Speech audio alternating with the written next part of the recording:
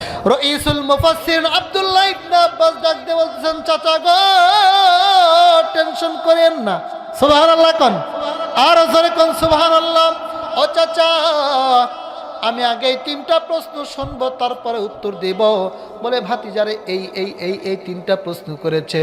এবার রঈসুল মুফাসসিরিন আব্দুল্লাহ ইবনে আব্বাস ডাক দিলে, চাচা গো চোখের পানি মুছে ফেলেন, টেনশনের কোনো কারণ নাই, চিন্তার কোনো কারণ নাই। আপনি কি জানেন আমার আল্লাহ এই তিনটা প্রশ্নের জবাব আজ থেকে 3 মাস পূর্বে আমার এই সিনার মধ্যে দিয়ে দিয়েছে। চিৎকার দিয়ে কোন আল্লাহু আকবার। ও চাচা, টেনশন করার দরকার নাই, কোনো টেনশন করিয়েন না। আমি আগে তিনটা প্রশ্ন উত্তর শুনবো, তারপরে জবাব দিব। বলে ভাতিজা এই তিনটা প্রশ্ন আমার মুসলমান বন্ধুরে। এবার রঈসুল মুফাসসিরিন ডাক দিলে, চাচা গো টেনশন করিয়েন না, এই তিনটা প্রশ্নের জবাব আমি দিয়ে দিব। জোরে কোন সুবহানাল্লাহ। এ মুসলমান খলিফাতুল মুসলিমিন ওমর দুইটা হাত টান করছেন, ডাক দিলে, আয় রে বাবা আয়, আমার বুকের মধ্যে আয়। বুকের মধ্যে নিয়ে সেজদা দিয়ে মালিককে ডাক দিলে, মালিক তুমি না বলেছো যারা তোমার বন্ধু হয় তাদের কোনো টেনশন নাই, চিন্তা নাই, কথা বলেন ঠিক কিনা? ওগো পয়গম্বরের সাহাবী, আপনার টেনশনের দরকার নাই, আমি রঈসুল মুফাসসিরিন জবাব দিব। জোরে কোন সুবহানাল্লাহ। এই সেই ওমর যার ব্যাপারে নবী বলেছেন, সাহাবীরা রে, আমার এই আশিকের জন্য আমার আল্লাহ 1 নয় 2 নয় জান্নাতের মধ্যে স্পেশাল করে 3টা ঘর বানায় রাখছে। চিৎকার দিয়া কোন আল্লাহু আকবার। নবী যেই বলেছে আমার ওমরের জন্য জান্নাতের মধ্যে কয়টা ঘর বানাইছে? 3টা ঘর বানাইছে। আবু বকরের জন্য জান্নাতের 8টা দরজা খোলা, ওমরের জন্য জান্নাতের মধ্যে 3টা ঘর বানায় রাখছে। পাশেই বসে আছেন হযরত আলী। সুবহানাল্লাহ। আবু বকর হাসে, ওমর হাসতেছে, পাশেই বসে আছে হযরত আলী। আলীর চোখ দিয়ে পানির ফোঁটাগুলো বন্যার মতো আসতেছে। আমার নবী ডাক দিয়ে, আলী রে, টেনশন করিও না, চিন্তা করিও না, জান্নাতের মধ্যে তোমার ঘর আর আমার ঘর পাশাপাশি থাকবে। জোরে কোন সুবহানাল্লাহ। তার প্রাণ পাশে বসে আছে হযরত ওসমান। সুবহানাল্লাহ কোন। আমার নবী ডাক দিল, ওসমান রে, তুমিও চিন্তা করিও না, টেনশন করিও না। তুমি কি জানো জান্নাতের মধ্যে প্রত্যেকটা পয়গম্বরের একটা করে বন্ধু থাকবে, জান্নাতের মধ্যে আমার একটা বন্ধু থাকবে।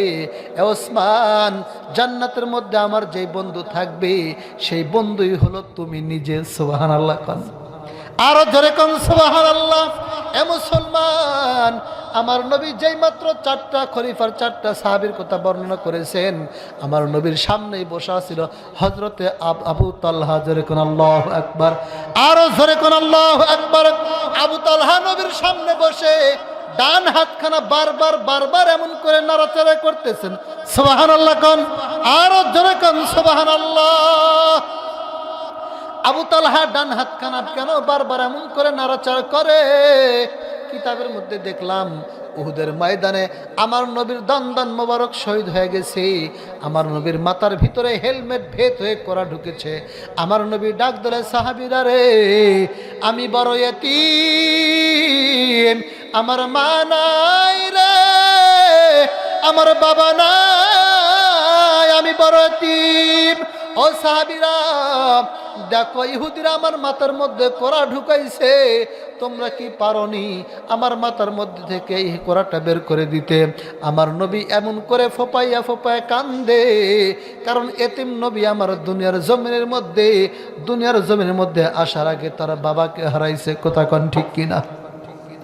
আমার নবীর বয়স যখন 6 বছর, মাত্র 6 বছর, মাকে ডাক দিয়ে বলছে, আম্মা জান, জন্মের আগে বাবাকে হারাইলাম, বাবার কবর দেখতে চাই। আল্লাহু আকবার কোন, আরো জোরে কোন আল্লাহু আকবার। ও আম্মা জান, জন্মের আগে বাবাকে হারাইলাম, এই বাবার কবরটা একটু দেখতে চাই।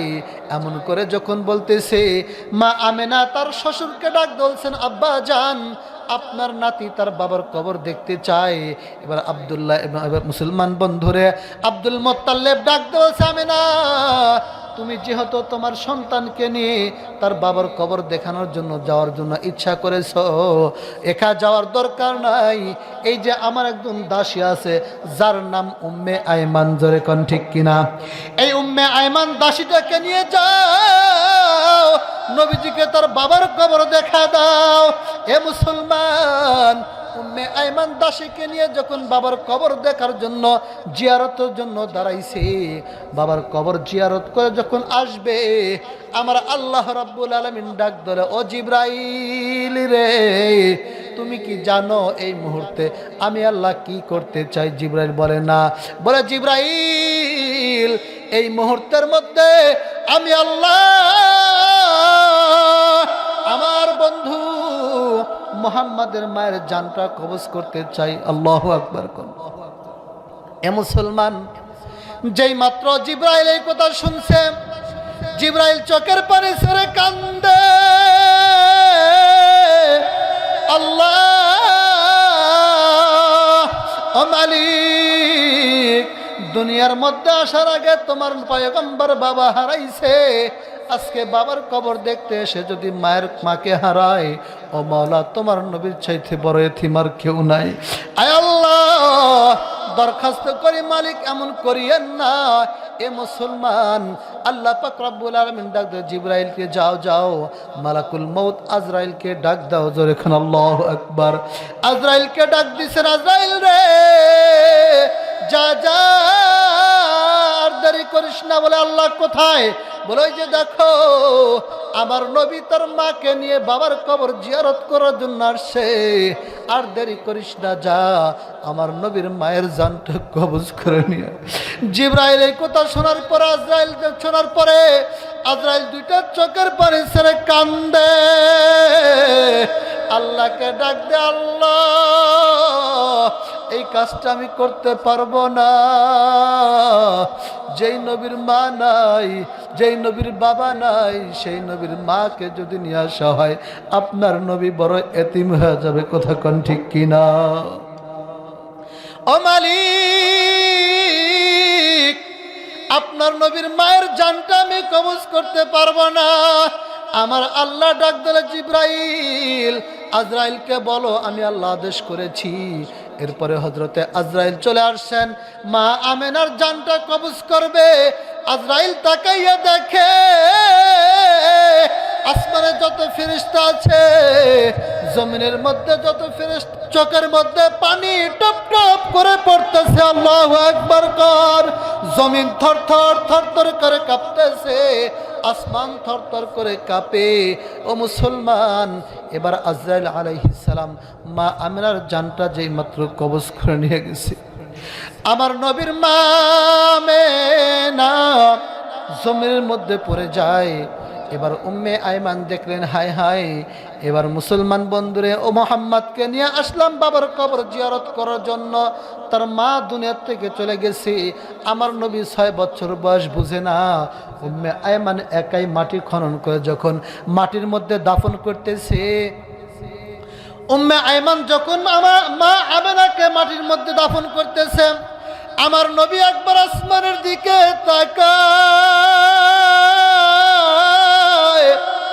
আবার মায়ের দিকে তাকায়, আবার উম্মে আয়মানের দিকে তাকায়। আমার নবী ডাক দে বলে, আল্লাহ এমন একজন মানুষের সাথে আসলাম, আমার মাকে কেন মাটির মধ্যে দাফন করতেছে? মালিক ও উম্মে আয়মানের ঘাড়ের মধ্যে কামড় লাগাই দিছে। নবী আমার কামড় দিয়ে ডাক ধরে, দাসী রে, আমার মাকে কেন মাটির মধ্যে দাফন করতেছ? কারণ নবী তো ছোট, 6 বছরের বাচ্চা, নবী তো জানে না তার মা চলে গেছে। আজরাইল জানটা কবজ করার সঙ্গে সঙ্গে আসমানের ফেরেশতারা ডুকরে ডুকরে কান্দে, জমিনের ফেরেশতারা কান্দে রে মাবুদা। তাকাইয়া দেখেন এই দৃশ্যটা কি আপনার চোখে পড়ে না?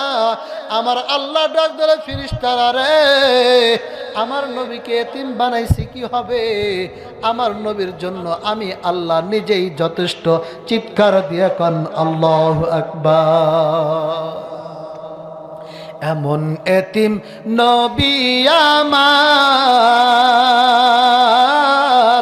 পিতা মাতা নাই যে তাহার, কথা কোন ঠিক কিনা? এমন এতিম নবী আমার, পিতা মাতা নাই যে তাহার, এরপরেও কত মারা মারলো তারে দুশ্মনে, নবী বিনে কে তোরাবে ফুল ছিঁড়া তো মিজানে, নবী বিনে কে তোরাবে ফুল ছিঁড়া তো মিজানে, কথা কোন ঠিক কিনা? আমার নবী উম্মে আয়মানের ঘাড়ের মধ্যে একটা কামড় দিছে, ডাক দেয়া বলে, দাসী রে, আমার মাকে কেন এমন করে মাটির মধ্যে দাফন করো? উম্মে আয়মান চিন্তা করতেছেন, আল্লাহ আমার নবী তো শিশু নবীতে জানে না সে মারা গেছে, কথা কোন ঠিক কিনা? এ মুসলমান, মা আমেনাকে দাফন করে শিশু নবীকে নিয়ে বাবার দাদার কাছে চলে আসছে। এবার নবী ডাক দিয়েছে, দাদা গো, এমন একটা দাসীকে পাঠাইছ যে নিজে আমার মাকে মাটির মধ্যে দাফন করেছে। আমার নবীর দাদা চোখের পানি ছেড়ে কান্দে, আল্লাহকে ডাক দেবেন, আল্লাহ কেমন পরীক্ষা নাও আমি জানি না। আল্লাহ বলে, ও আব্দুল মুত্তালিব, টেনশন করার দরকার নাই, আমার নবীর জিম্মাদার আমি আল্লাহ নিজেই হয়ে গেলাম। জোরে কোন সুবহানাল্লাহ। সেই নবী বলতেছে, সাহাবীরা রে, জান্নাত ঘুরতে গিয়ে দেখি আমার আবু বকরের জন্য কয়টা দরজা খোলা? কথা বলেন, কয়টা দরজা খোলা? জান্নাতের মধ্যে 4টা দরজা খোলা। সুবহানাল্লাহ কোন। কে সেই আবু বকর? একটু বলি শুনবেন। এক কথা বলেন, শোনার ইচ্ছা আছে না নাই? হে মুসলমান, আমার নবী যেদিন প্রথম মসজিদ নির্মাণ করবেন, এ মুসলমান আবু বকর একাই 10,000 টাকা দিয়েছিল। এরপরে আমার নবী আবার যখন মসজিদ নির্মাণ করবেন, আমার নবী নিজের চাদরটা এরকম করে বিছাইছেন। কথা বলেন, এতিম না হলে কি চাদর বিছায়? কথা কোন চাদর বিছায়? আমার নবী চাদর বিছাইছে, সুন্দর করে চাদর বিছাইছে। ডাক দিল, সাহাবীরা রে, আমি চাদর বিছাইলাম, এই চাদরের মধ্যে তোমরা যে যা পারো দান করো। আমি এই যে মসজিদ, আল্লাহর ঘর মসজিদ নির্মাণ করব। এই মুসলমান হযরত ওমর রাদিয়াল্লাহু তাআলা আনহু এই সময়ের মধ্যে একটা সুযোগ নিয়েছেন, কারণ মনে মনে চিন্তা করে, ওগো আল্লাহ, জীবনে কোনোদিন আমার আবু বকরের ভাইয়ের সাথে আমি পারি নাই, দান করতে গেলে পারি নাই, সালাম দিতে গেলে পারি নাই, নেকি উপার্জন করতে গেলে কোনোদিন আবু বকরের ঊর্ধ্বে যেতে পারি নাই। সুবহানাল্লাহ কোন। আজকে যেহেতু আবু বকরের কাছে কিছু নাই রে, কিছু নাই, তাহলে আমি বেশি করে দান করব। আজকে দানের মধ্যে আমি ফার্স্টে হব। সুবহানাল্লাহ কোন। এ মুসলমান, আমার নবী চাদর বিছাইছেন, কিন্তু চাদর মধ্যে যখন দান আসতেছে, হঠাৎ করে নবী আমার তাকাইয়া দেখে তার সামনে ডান পাশে জিবরাইল আমিন হাজির। আমার নবী তাকাইয়া দেখে জিবরাইলের গায়ের মধ্যে সালার পোশাক, চটের পোশাক। সুবহানাল্লাহ কোন। যারা কোন সুবহানাল্লাহ। আমার নবী ডাক দিলে, জিবরাইল রে, গায়ের মধ্যে চটের পোশাক কেন, সালার পোশাক কেন? জানতে চাই। জিবরাইল ডাক দিলে, ইয়া রাসূলুল্লাহ, ইয়া হাবিবাল্লাহ, নবী গো, আজকে আমি জিবরাইল শুধু একাই চটের পোশাক পরেছি না, না, আসমানে আমার আল্লাহ রাব্বুল আলামিন আজকে অর্ডার করেছে, জমিনে অর্ডার করেছে, তামাম পৃথিবীর মধ্যে অর্ডার করেছে, সকল ফেরেশতাদেরকে আল্লাহ আজকে চটে পোশাক পরার জন্য অনুমতি দিয়েছে। চিৎকার দিয়ে কোন আল্লাহু আকবার। নবী আমার ডাক দিলে, কেন কেন জানতে চাই। ও মুসলমান, জিবরাইল ডাক দিল, ইয়া রাসূলুল্লাহ, ইয়া হাবিবাল্লাহ, নবী গো, এই চটের পোশাকের রহস্যটা কি যদি জানতে চান, ওই যে আপনার যে দানের স্তূপ আছে, এই স্তূপের মধ্যেই রহস্য লুকায়ে আছে। সুবহানাল্লাহ কোন। আমার নবী ডাক দিল, সাহাবীরা রে, দানগুলো এদিকে নিয়ে আসো। দান, সমস্ত দানগুলো খুঁজতে খুঁজতে তাকাইয়া দেখে এই দানের মধ্যে নিচে একটা পোটলা পাওয়া যায়। টোপলা চিনছেন তো? টোপলা বুঝেন তো? এই টোপলা পাওয়া যায়, পোটলা পাওয়া যায়। আমার নবী ডাক দিলে, সাহাবীরা রে, টোপলাটা খুলো, দেখি এর মধ্যে কি। আমার নবী টোপলাটা সুন্দর করে খুলেছেন। টোপলাটা খুলে দেখে এই টোপলার মধ্যে কিছু হাঁড়ি পাতিল পাওয়া যায়। সুবহানাল্লাহ কোন।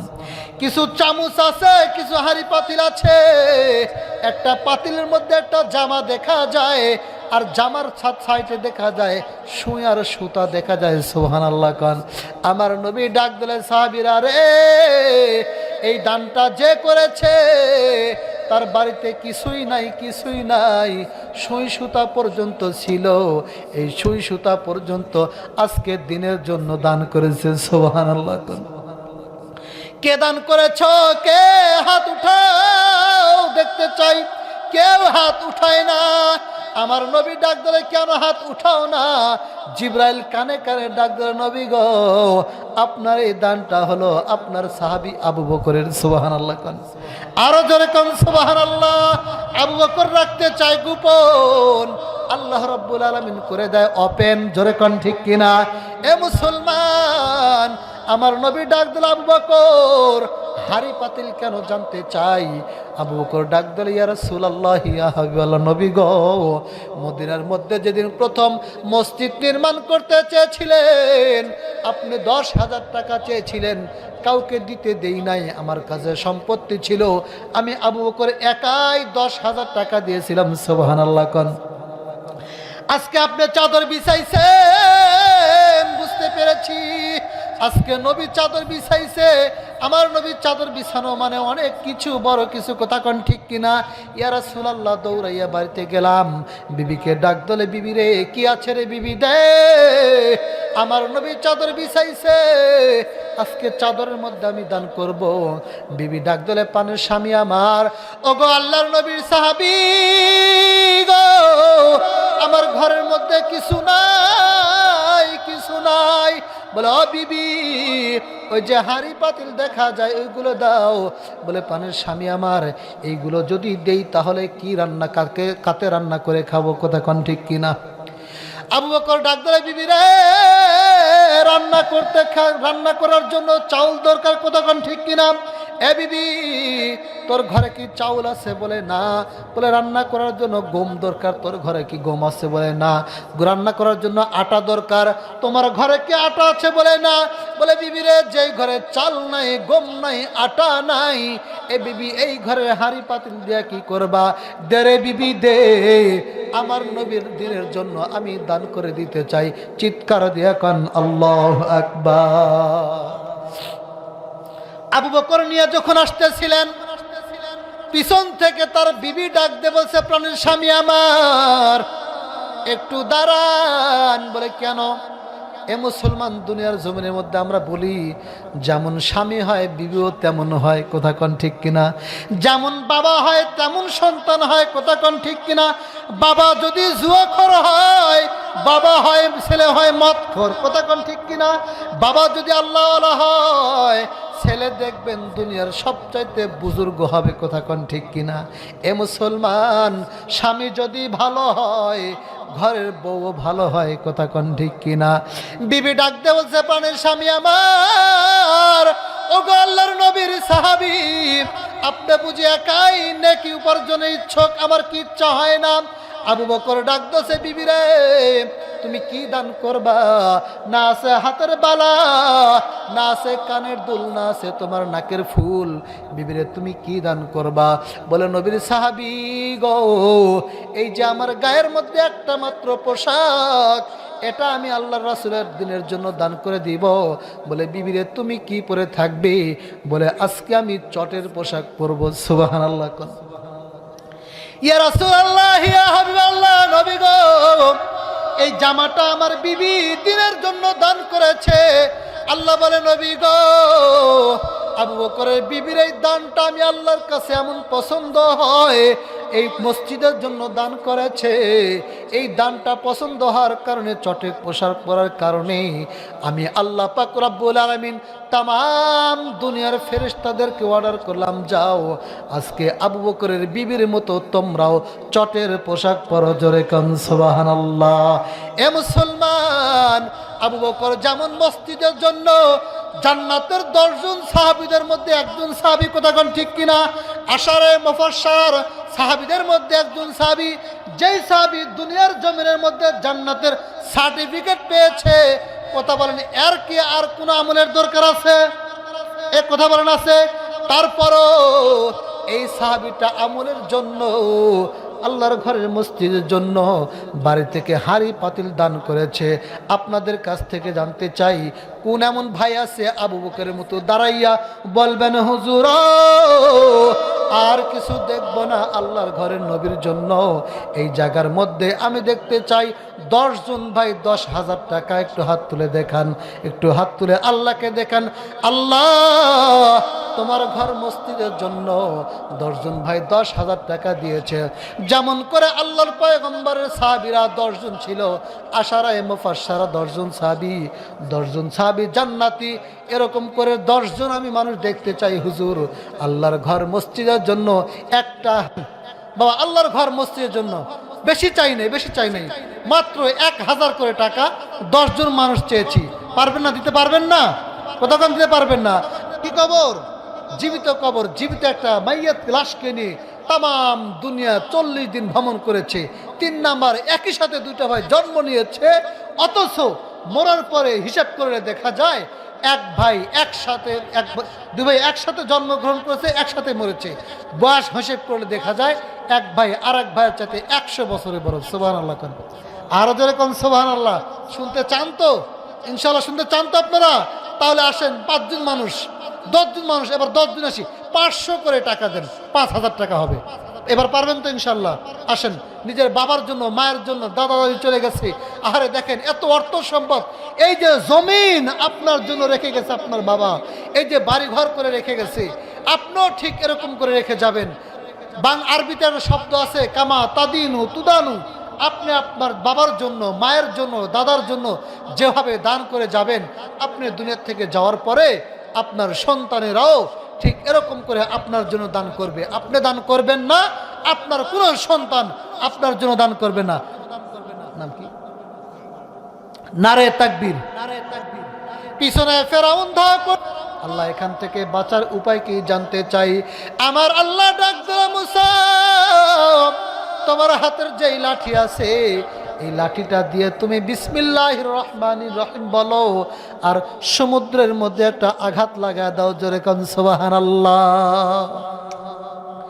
পয়গম্বর সমুদ্রের মধ্যে আঘাত লাগাইয়া দিছেন, সঙ্গে সঙ্গে সমুদ্রের মধ্যে 12টা রাস্তা হয়ে গেছে। যেই মাত্র পয়গম্বর সমুদ্রের মধ্যে রাস্তা হয়ে যায়, এই রাস্তা হয়েছিল দিনের বেলা, সমুদ্র জমিন পর্যন্ত ফামাট পানি এরকম করে ফেটে জমিন পর্যন্ত রাস্তা হয়। মুসা পয়গম্বর পার হয়ে যায়, আসমানের সূর্য, আসমানের রথ ওই জায়গার মধ্যে পৌঁছাইছে। এরপরে পানি যখন একত্রিত হয়েছে, এ মুসলমান কিয়ামত পর্যন্ত ওই জায়গার মধ্যে আর সূর্যের আলো প্রবেশ করবে না। জোরে কান সুবহানাল্লাহ। আর জীবনও কোনদিন সূর্যের আলো ওই জায়গার মধ্যে কি করবে না? প্রবেশ করবে না। দ্বিতীয় নাম্বার প্রশ্ন হলো, ওগো খলিফাতুল মুসলিমিন, আপনি উত্তর দেন, দুনিয়ার জমিনের মধ্যে এমন একটা কবর আছে, যেই কবরটা 40 দিন পর্যন্ত জীবিত একটা লাশকে নিয়ে ভ্রমণ করেছে। দুনিয়ার জমিনের মধ্যে আল্লাহ একজন পয়গম্বরকে পাঠাইছিলেন, যার নাম হলো হযরত ইউনুস। জোরে কোন সুবহানাল্লাহ। আল্লাহ পাক রব্বুল আলামিন ইউনুসকে দুনিয়ার জমিন থেকে মাছের পেটে ঢুকাইছিলেন। কথা কোন ঠিক কিনা?